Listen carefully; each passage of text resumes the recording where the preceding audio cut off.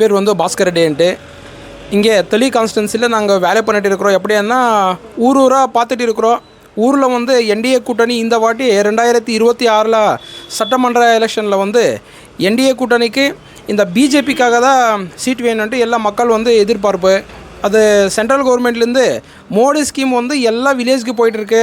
அந்த ஸ்கீம் வந்து எல்லா மக்களுக்கு போய் நேரடியாக போயிட்டுருக்கு. அதுதான் ஒரு வெற்றிகரமான விஷயம். அதே போல் இந்த வாட்டி 2026 சட்டமன்ற தேர்தலில் வந்து லோக்கல் கேண்டிடேட்டுக்கு வந்து சீட்டு கொடுக்கணுன்ட்டு மக்கள் வந்து எதிர்பார்ப்பு.